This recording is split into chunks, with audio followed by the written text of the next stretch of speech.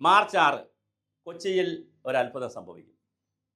അത്ഭുതം വേറൊന്നുമല്ല, N D എയുടെ മാനിഫെസ്റ്റോ ഇറങ്ങുന്നത്, അതല്ല അത്ഭുതം. അതിപ്പോൾ മാനിഫെസ്റ്റോ എല്ലാ പാർട്ടികളും ഇറക്കുമല്ലോ.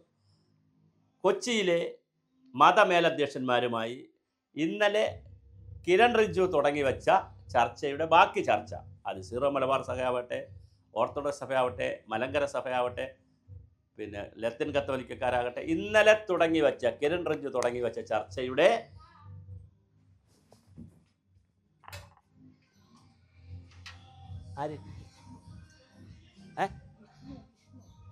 അതൊന്നും എടുക്കണ്ട, നീ കട്ട് ചെയ്തരേ, ആരെന്നോലും അറിഞ്ഞോളൂ, നീ വച്ചിട്ട് പോ, കട്ട് ചെയ്തിരുന്നാൽ മതി, പിന്നെ വിളിച്ചോളൂ. നീ വച്ചിട്ട് പോടാ, അത് വല്ല നീ അത് ചാർജ് ഇട്, ഇനി ഫോൺ എടുക്കണ്ട നീ. അമ്മ ഒഴിച്ച് വേറെ ആരും, അമ്മ നിങ്ങളെ വിളിക്കും, ഫോൺ എടുക്കേ വേണ്ട നീ. അവന് ഭ്രാന്ത്. ആരോ കുറേ പ്രാവശ്യം ഫോണിൽ വിളിച്ചെന്ന്, ആരെന്നോലും പറഞ്ഞൂടെ. നമ്മളെവിടെ എത്തി? അത് ഒന്നുകൂടെ എടുക്കണോ, അല്ലെ ബാക്കി പറയണോ? ആ, മതമേലധ്യക്ഷൻ. അങ്ങനെ കൊച്ചിയിൽ വെച്ച് നടക്കുന്ന മതമേലധ്യക്ഷന്മാരുടെ ചർച്ചയിൽ എന്ത് തീരുമാനമാകുമെന്ന് നമുക്കറിയില്ല.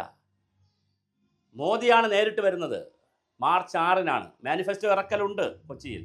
കൊച്ചിയിൽ ഇന്നലെ NDAയുടെ ഓഫീസ് തുറന്നു. മധ്യ തിരുവിതാംകൂറിലെ ക്രിസ്ത്യൻ ബെൽറ്റിനെ കൃത്യമായി അഡ്രസ്സ് ചെയ്യാൻ സാബു ജേക്കബിൻ്റെ നേതൃത്വത്തിൽ പണി ആരംഭിച്ചു കഴിഞ്ഞു. കിറ്റക്സ് സാബുവിൻ്റെ അത് 2020-യും BJPയും കൂടി കൈകോർത്ത് കഴിഞ്ഞു.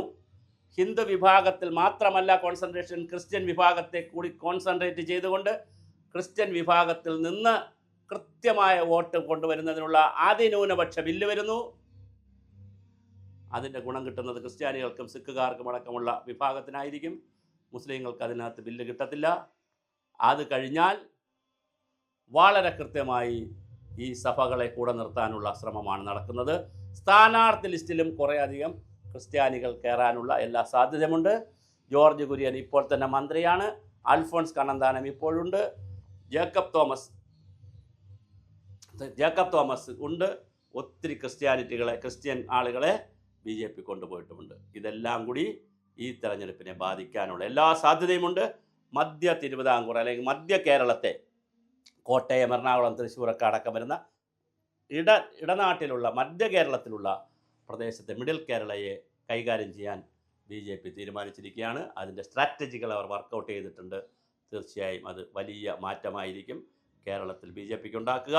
അവർ ഒരുപാട് സീറ്റ് പിടിച്ചില്ലെങ്കിലും പല സീറ്റുകളിലും പലരെയും തിരഞ്ഞു പിടിച്ച് തോൽപ്പിക്കാൻ BJPക്ക് കഴിയും, ക്രിസ്ത്യൻ സമൂഹത്തിൻ്റെ കൂടി സഹായത്താൽ എന്നുള്ളതാണ് മധ്യ കേരളത്തിൽ നടക്കുന്ന രാഷ്ട്രീയ ബോംബ്, രാഷ്ട്രീയ ചർച്ച. അങ്ങനെ തിരുവനന്തപുരവും കോഴിക്കോടും ഒഴിവാക്കി മലയോര മേഖലകളിലും ഇടുക്കിയിലും എറണാകുളത്തും കോട്ടയത്തുമൊക്കെ BJP കാലുറപ്പിക്കാനുള്ള പുതിയ തന്ത്രങ്ങൾ ആവിഷ്കരിച്ചു കഴിഞ്ഞു. മൂന്നാറിൽ മോദി പോയാലും അത്ഭുതമില്ല. കാരണം അവിടെയും രാജ്യാന്തര നേതൃത്വത്തിൽ വലിയ മുന്നേറ്റമാണ് നടക്കുന്നത്. BJP ഭരണം പിടിക്കുക ഉടനെയില്ലെങ്കിലും ഉടനടി ഉണ്ടാകണമെന്നുള്ള കാഴ്ചപ്പാടിൽ തന്നെയാണ് BJP മുന്നോട്ട് നീങ്ങുന്നത്.